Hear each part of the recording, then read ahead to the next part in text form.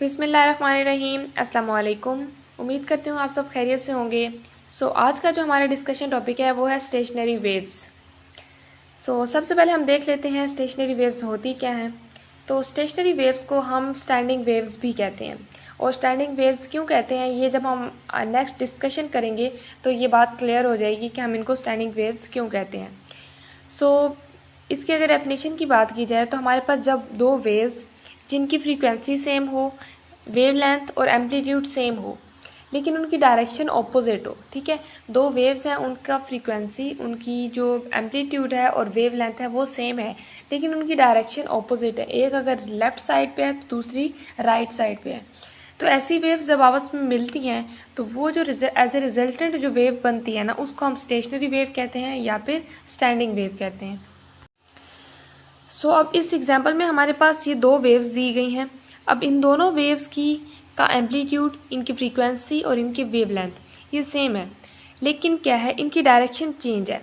अब ये ऊपर वाली वेव है ये हमारे पास मूव कर रही है इस साइड पर, ठीक है, और जो नीचे वाली वेव है वो हमारे पास मूव कर रही है लेफ़्ट साइड पर। तो सब कुछ सेम है लेकिन डायरेक्शन चेंज है। तो ये जब दो वेव्स आपस में सुपरपोज होंगी, आपस में मिलेंगी, तो हमारे पास एज ए रिजल्टेंट वेव जो होगी वो स्टेशनरी वेव होगी। अब हमारे पास एक एग्जांपल है, हमने क्या करना है, हमने दो वेव्स, अब ये जो हमारे पास दो वेव्स हैं ना, इनको आपस में सुपरपोज करवाना है, मतलब ये आपस में ज्वाइन होंगी तभी तो एज ए रिजल्ट हमारे पास स्टेशनरी वेव आएगी। अब हमने क्या करना है, इन दोनों वेव्स को आपस में मिलाना है और जिस पॉइंट पे ये मिल रही हैं उस पॉइंट पे हमने इनका डिस्प्लेसमेंट चेक करना है कि किस पॉइंट पे ये आपस में मैक्सिमम डिस्प्लेसमेंट दे रही हैं और किस पॉइंट पे ये मिनिमम डिस्प्लेसमेंट दे रही हैं। तो ये चीज़ हम चेक करने के लिए क्या करेंगे, हमने डिफरेंट टाइम पीरियड पे ना इनके स्क्रीनशॉट ले लेने हैं। ठीक है, हमने डिफरेंट टाइम पे इन वेव्स को चेक करना है। फॉर एग्जाम्पल हमारे पास जब टाइम 0 होगा तब ये वेव कैसे मूव कर रही थी, टाइम जब t/4 हुआ तब कैसी थी, फिर टाइम t/2 हुआ, फिर 3t/4 हुआ और फिर t हो गया। तो डिफरेंट टाइम पीरियड पे हमने वेव्स को चेक करना है। फॉर एग्जांपल हमारे पास एक हम लाइन ड्रा कर लेते हैं ये, ठीक है। अब यहाँ से हमने चेक करना है एक वेव को, ठीक है, जब हमारे पास टाइम 0 था। अब हमारे पास जब टाइम 0 था तो उस वक्त ये वाली वेव थी, यहाँ से शुरू हो रही थी और कुछ इस किस्म की थी। तो जब ऊपर हम देखें तो जब टाइम 0 था तो ये वेव इसी तरह की आ रही है और नीचे वाली वेव भी, उसकी पोजीशन भी सेम ही है, ठीक है। लेकिन अब ये याद रखना है कि इनकी डायरेक्शन ऑपोजिट है। अब हमने एरो जो लगाए हुए, एक एरो हमारे पास लेफ्ट साइड पे होगा और दूसरा एरो राइट साइड पे होगा। तो जब टाइम हुआ t/4, ठीक है, अब टाइम t/4 हुआ मतलब ये है कि ये जो यहाँ पर आ गया, ठीक है, ये पोर्शन गुजर चुका। अब जो वेव बनेगी वो यहाँ से शुरू होगी, ठीक है। अब यहाँ से शुरू होगी तो यहाँ से फिर वेव मूव करती हुई यहाँ पे आएगी। तो जो हमारे पास t/4 की वेव होगी ना वो कुछ इस किस्म की होगी, मतलब यहाँ से शुरू होगी।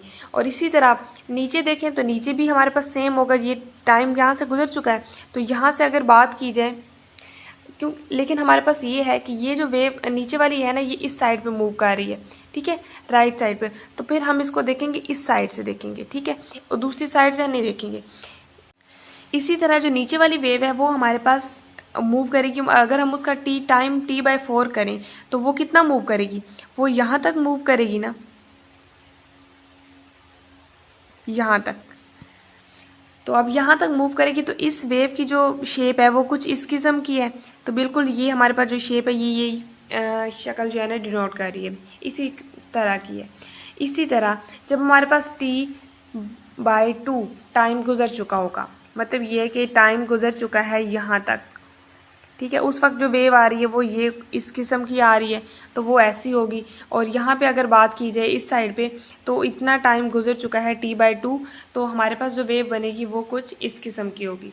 तो इसी तरह हमने हर टाइम पीरियड पे वेव की जो शेप है ना वो ड्रा कर लेनी है। ड्रा करने के बाद हमने क्या करना है, इन दोनों वेव्स को आपस में कंबाइन करना है, क्योंकि इन दोनों को कंबाइन करने से ही हमारे पास स्टेशनरी वेव्स प्रोड्यूस होंगी। तो ये है टाइम पीरियड की मिथ कि हमने टाइम जब 0 था तब हमने उसकी वेव की शेप देखनी है, फिर जब टाइम t/4 गुजर चुका तब हमने उसकी शेप देखनी है, फिर जब टाइम t/2 गुजरा तब उसकी शेप देखनी है, इसी तरह हमने दो डिफरेंट वेव्स की हर टाइम पीरियड पे जो शेप्स मिलेंगी उन दोनों को आपस में सुपरपोज करवा देना, उन दोनों को आपस में ज्वाइन करवा देना है। अब हमारे पास दो वेव्स आ गई हैं, ठीक है। एक हमारे पास वेव ए है और एक हमारे पास बी है। अब ये दो वेव्स हर टाइम पीरियड पे हमारे पास मौजूद हैं। अब हमारा नेक्स्ट जो काम है वो इन दोनों को सुपरपोज करवाना है, ठीक है, इन दोनों को ज्वाइन करवाना है। अब क्या होगा जब हमारे पास वेव ए और वेव बी, अब हमने क्या करना है इसके मतलब टाइम लिख लेने हैं, ठीक है। हमारे पास यहाँ पे 1 हो जाएगा, ये 0.2 है, ये 3 है, ये 4 है, ये 5 है और ये 6 है और ये 7 है। इसी तरह हमारे पास जो बी वेव है उसका भी हमने ऐसे ही ड्रा कर लेना है। तो पहले हम देखेंगे 0.1, 3, 5 और 7 पे डिस्प्लेसमेंट देखेंगे, ठीक है, कि इन पॉइंट्स पे कितना डिस्प्लेसमेंट कवर हुआ है। तो अब हमारे पास देखा जाए 0.1 जो ए का है और 0.1 बी का है। अब ये दोनों मीन पोजीशन पे है, इस पोजीशन पे कोई डिस्प्लेसमेंट कवर नहीं हुआ, तो ये हमारे पास क्या होगा, 0 होगा, ठीक है। इसको हम बस सिंगल हमारे पास एक पॉइंट है उसे डिनोट कर देंगे। उसके बाद देखिए 0.3 को जब हम देखेंगे तो हमारे पास जो 0.3 है वो भी मीन पोजीशन पर है, ठीक है। 0.3 भी मीन पोजीशन पर है, इसका 0.3 भी मीन पोजीशन पर है। तो ये यहाँ इस पॉइंट पे भी जो डिस्प्लेसमेंट है वो क्या होगा, 0 होगा, तो इसको भी हम 0 ही लिखेंगे। उसके बाद 0.5 भी मीन पोजीशन पे है, इसका 0.5 भी ये है, तो ये भी मीन पोजीशन पे है, ये भी हमारे पास 0 होगा। 0.7 इसका और 0.7 इसका, ये भी मीन पोजीशन पर है, तो ये भी 0 होगा। इसी तरह अब हम देखेंगे T/4 पे। T/4 पे जो 0.1 था, ठीक है, ये 0.1 का ये था क्रस्ट, और जो वेव बी था उसका जो पॉइंट ए था 1 था वो था ट्रफ। अब ये जो ट्रफ और क्रस्ट है ये क्या करेंगे, आपस में एक दूसरे को कैंसिल कर देंगे और हमारे पास एज ए रिजल्ट जो डिस्प्लेसमेंट आएगा वो अगेन 0 हो जाएगा। इसी तरह 0.3 जो है, 0.3 जो हमारे पास ये है ट्रफ, और यहाँ पे जो 0.3 बन रहा है वो ये होगा यानी क्रस्ट। इसी तरह पॉइंट जो क्रस्ट है वो ट्रफ को कैंसिल कर देगा और एज ए रिजल्ट हमारे पास डिस्प्लेसमेंट 0 हो जाएगा। 5 पे भी यही पोजीशन है, 5 पे हमारे पास ऊपर हमारे पास क्रस्ट आ रहा है और नीचे ट्रफ आ रहा है, और ये दोनों भी कैंसिल करके 0 डिस्प्लेसमेंट को शो करेंगे और 0.7 भी इसी तरह 0 डिस्प्लेसमेंट को शो करेगा। उसके बाद हमने देखना है T/2 को। अब T/2 की सेम कंडीशन है, जब जैसे हमारे पास T = 0 था, इसी तरह 0.1, 3, 5 और 7 ये सारे मीन पोजीशन पर हैं, तो यहाँ पे तो डिस्प्लेसमेंट ऑटोमेटिकली ही 0 ही रहेगा। इसके बाद जो 3T/4 है ये सेम कंडीशन है T/4 की तरह, इसी यहाँ पे भी जो क्रस्ट है ट्रफ को कैंसिल कर देगा, इन दोनों के जो पॉइंट्स का जो क्रस्ट और ट्रफ आपस में एक दूसरे को कैंसिल कर देंगे और डिस्प्लेसमेंट क्या होगा, 0 हो जाएगा। क्योंकि हमारे पास जो 0.1 देखें तो हमारे पास ये ट्रफ में आ रहा है, इसका जो 0.1 है वो क्रस्ट पे आ रहा है, ठीक है। तो ये दोनों आपस में एक दूसरे को कैंसिल कर देते हैं, डिस्प्लेसमेंट क्या होगा, 0 होगा। और जो लास्ट पॉइंट है T = T, कैपिटल T, इसमें भी हमारे पास 0.1, 3, 5 और 7 ये मीन पोजीशन पर है, यानी ये रेस्ट पर है, तो यहाँ पे भी डिस्प्लेसमेंट क्या होगा, 0 होगा। तो यहाँ से हमें एक बात पता चली है कि जो 0.1, 3, 5 और 7 है, इसमें जो मॉलिक्यूल्स हैं या पार्टिकल्स हैं उनकी मोशन नहीं हो रही, वो रेस्ट कंडीशन में है, ठीक है। तो यहाँ पे जो डिस्प्लेसमेंट होगा वो क्या होगा, 0 होगा। अब हमारे पास हमने बाकी जो पॉइंट्स हमने पहले लिए 0.1, 3, 5 और 7, अब हमने पॉइंट लेने हैं 2, 4 और 6, यानी अब इवन की बारी आ गई है। अब हमने देखना है कि इवन पे क्या होता है, 2, 4, 6। अब इसमें जो देखा जाए तो 2 पॉइंट इसका है क्रस्ट और इसका भी है क्रस्ट, ठीक है। जब दो क्रस्ट आपस में मिलेंगे तो क्या होगा, एज ए रिजल्ट जो हमारे पास एम्पलीट्यूड है वो क्या हो जाएगा, इंक्रीज कर जाएगा, ठीक है। एम्पलीट्यूड क्या हो जाएगा, इंक्रीज हो जाएगा। तो हमारे पास 0.2 पे जो हमने लगाना है, एरो लगाना है, वो ऊपर की तरफ, यानी एम्पलीट्यूड इंक्रीज हो रहा है। और सेकंड जो हमारे पास 0.6 है, 0.6 पे हमारे पास क्या आता है, 0.6 पे हमारा है, इसमें हमारे पास क्रस्ट है और इसमें भी हमारे पास क्रस्ट है, तो ये सेम 2 की तरह ही है, तो इस पर भी हमारे पास क्या हो जाएगा, एम्पलीट्यूड इंक्रीज हो जाएगा। और जो 0.4 है ना, 0.4 पे ऊपर जो हमारे पास ट्रफ आ रहा है और नीचे भी हमारे पास ट्रफ आ रहा है, तो यहाँ पे जब ट्रफ के साथ मिलेगा तो इसमें भी एम्पलीट्यूड इंक्रीज होगा, लेकिन वो डाउनवर्ड होगा। तो ये मिथ है हमारे पास।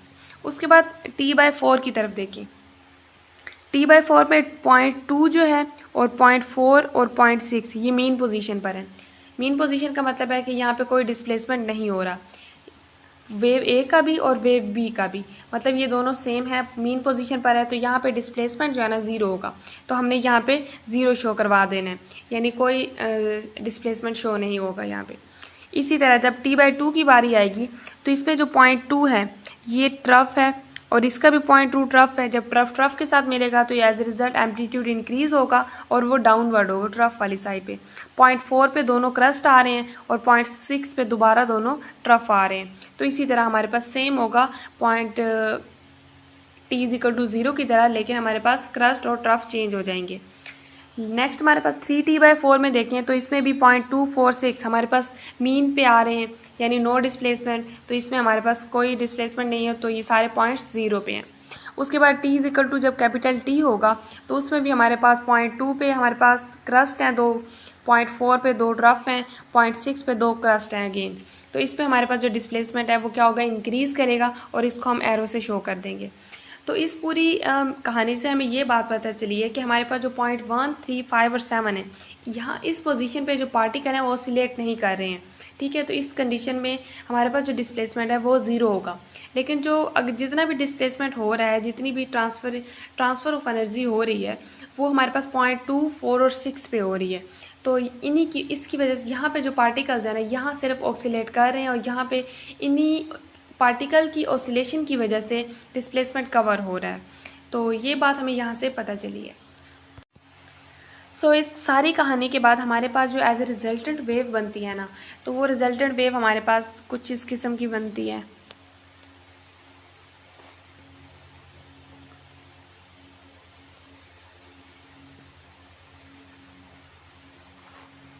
ठीक है, अब यहाँ पे हमारे पास वो पॉइंट्स जहाँ पे डिस्प्लेसमेंट ज़ीरो था, लाइक हमने पढ़ा 1, 3, 5 और 7, इस पे हमारे पास डिस्प्लेसमेंट क्या था, ज़ीरो था। तो इन पॉइंट्स को हम बोलते हैं नोड्स। ठीक है, फॉर एग्जांपल ये जो पॉइंट है, ये पॉइंट है, ये पॉइंट है और ये पॉइंट है, इनको हम बोलते हैं नोड्स। और यहाँ पे हमारे पास डिस्प्लेसमेंट ज़ीरो होता है, उन पॉइंट्स को हम बोलते हैं नोड्स। लेकिन जो पॉइंट्स जिन पे मैक्सिमम डिस्प्लेसमेंट होता है, फॉर एग्जांपल ये पॉइंट और ये पॉइंट, तो इनको हम बोलते हैं एंटी नोड। ठीक है, ये डिफरेंस नोड्स और एंटी नोड्स का आप लोगों ने याद रखना है कि हमारे पास जब हमारे पास डिस्प्लेसमेंट ज़ीरो होगा तो उस पॉइंट को हम बोलेंगे नोड, और जब हमारे पास डिस्प्लेसमेंट मैक्सिमम होगा उस पॉइंट को हम बोलेंगे एंटी नोड। अब हमें पता चल गया कि नोड्स क्या होते हैं और एंटी नोड्स क्या होते हैं। ठीक है, अब हमने क्या करना है, नोड्स का नोड्स से और एंटी नोड्स का एंटी नोड से और नोड का एंटी नोड से इनका डिफरेंस फाइंड करना है, इनका डिस्टेंस फाइंड करना है कि इनमें कितना डिस्टेंस होता है। हमारे पास जो एक कंप्लीट वेव लेंथ होती है उसमें हमारे पास डिस्प्लेसमेंट होता है लैम्डा। ठीक है, अब ये लैम्डा कैसे होता है, हमारे पास इसके अगर हम इसके पोर्शंस करें तो अब ये जो कंप्लीट वेव मूव कर रही है इसका टोटल है लैम्डा, लेकिन इसके हाफ पे क्या होगा, इसका हाफ ये बन रहा है, तो इसके हाफ पे हमारे पास होगा λ/2। ठीक है, λ/2 होगा। अब अगर इसका भी हाफ किया जाए तो इस हाफ पे हमारे पास जो होगा वो होगा λ/4। ठीक है, और यहाँ पे λ/4 हुआ, हाफ पे λ/2 हुआ, इसका जो थर्ड पोर्शन था वो उसका क्या हो जाएगा 3λ/4। ठीक है, और ये लास्ट में हमारे पास क्या हो जाएगा, यहाँ पे हमारे पास लैम्डा हो जाएगा। तो ये हमारे पास टोटल एक हमारे पास जो वेव होती है उसकी जो वेव लेंथ हम कह सकते हैं वो इस तरह डिवाइड होती है। अब हम देखते हैं कि हमारे पास जो नोड से नोड तक डिस्प्लेसमेंट कितना होता है। ठीक है, एक नोड हमारे पास है ये, दूसरी नोड है हमारे पास ये। अब इन दोनों का जो डिस्प्लेसमेंट है वो कितना है। ठीक है, अब हमने देख लिया ये हमारे पास कितना डिस्प्लेसमेंट बन रहा है, हमने पहले डिवीजन करके देखी है। तो ये हमारे पास हाफ वेव लेंथ है, मतलब λ/2 है। तो मतलब ये है कि नोड से नोड तक जो डिस्प्लेसमेंट है वो है λ/2।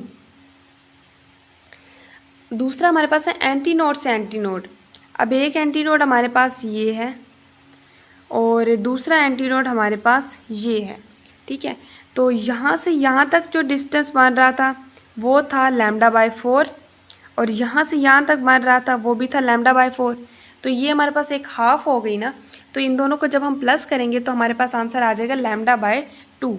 तो मतलब ये है कि हमारे पास एंटी नोड से एंटी नोड तक जो डिस्प्लेसमेंट है वो भी λ/2 होगा।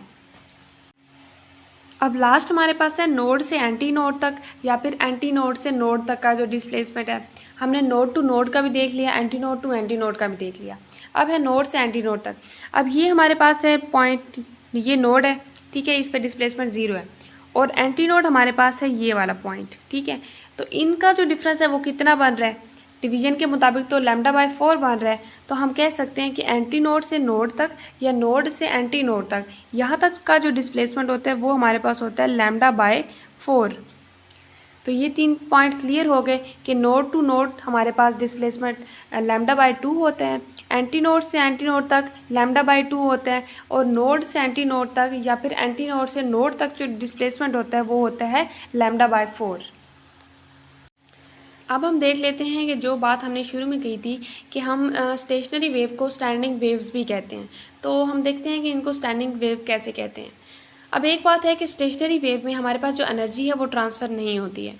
और क्यों नहीं होती है, वो इन नोड्स की वजह से नहीं होती है, क्योंकि जो पॉइंट होते हैं ना नोड वाले, यहाँ पे जो पार्टिकल हैं वो हमेशा रेस्ट पे रहते हैं, वो मूव नहीं करते हैं। तो जो दूसरे पॉइंट्स हैं हमारे पास, ये वाला पोर्शन है, यहाँ पे तो एनर्जी ट्रांसफ़र होती है, ठीक है, यहाँ से यहाँ तक तो एनर्जी ट्रांसफ़र होगी, लेकिन इससे आगे नहीं जा सकेगी क्योंकि वहाँ पे जो पार्टिकल हैं वो तो रेस्ट पर हैं, तो यहाँ से आगे एनर्जी नहीं जा सकती और इसी एरिया में कन्फाइन हो जाती है, ठीक है। तो इस वजह से इसको हम स्टैंडिंग वेव्स भी बोलते हैं। लेकिन यहाँ पे एनर्जी जो इस पोर्शन में एनर्जी है ना, इस पोर्शन के अंदर वो कन्वर्ट हो सकती है। अब मैक्सिमम पॉइंट पे जाएगी तो वहाँ पे वो पोटेंशियल एनर्जी में होगी, जब वो मेन पोजीशन पर आ जाएगी तो वो काइनेटिक एनर्जी में होगी। तो यहाँ पे कन्वर्जन होती है kinetic to potential and potential to kinetic. लेकिन ओवरऑल देखा जाए तो यहाँ से एनर्जी ट्रांसफ़र होकर नेक्स्ट पोर्शन में नहीं जाती है, ठीक है, इसी एरिया में ही कन्फाइंड रहती है। तो इस वजह से हम इसको स्टैंडिंग वेव्स भी कहते हैं। तो होप सो स्टेशनरी वेव का जो कॉन्सेप्ट है वो क्लियर हो गया होगा। सो अब इजाज़त दीजिए। Thank you so much. Allah हाफिज़।